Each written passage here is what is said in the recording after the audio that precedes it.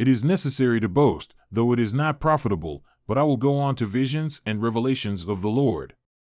I know a man in Christ who 14 years ago, whether in the body I do not know, or out of the body I do not know, God knows, such a man was caught up to the third heaven. And I know how such a man, whether in the body or apart from the body I do not know, God knows, was caught up into paradise and heard inexpressible words, which a man is not permitted to speak. On behalf of such a man I will boast, but on my own behalf I will not boast, except in weaknesses. For if I do wish to boast, I will not be foolish, for I will be speaking the truth, but I refrain from this, so that no one will consider me beyond what he sees in me or hears from me. Because of the surpassing greatness of the revelations, for this reason, to keep me from exalting myself, there was given me a thorn in the flesh, a messenger of Satan to torment me, to keep me from exalting myself. Concerning this I pleaded with the Lord 3 times that it might leave me. And he has said to me, My grace is sufficient for you, for power is perfected in weakness. Most gladly, therefore, I will rather boast in my weaknesses, so that the power of Christ may dwell in me.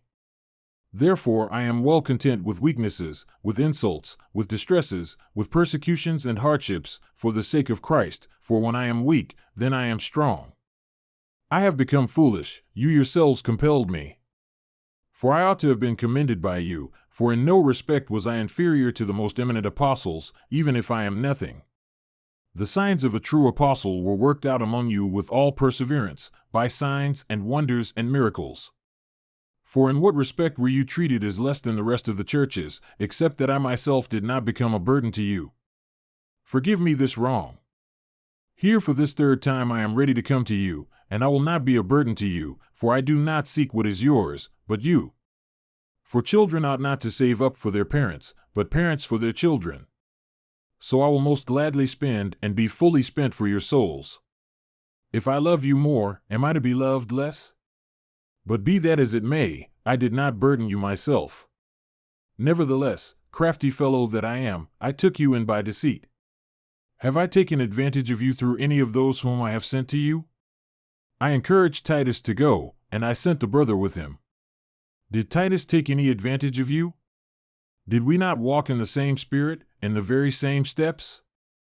All this time you think we are defending ourselves to you. We speak in Christ in the sight of God. And all these things, beloved, are for your building up.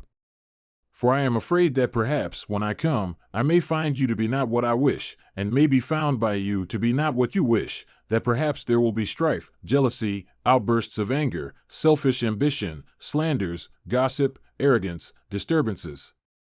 I am afraid that when I come again, my God may humiliate me before you, and I may mourn over many of those who have sinned in the past and not repented of the impurity, sexual immorality, and sensuality which they have practiced.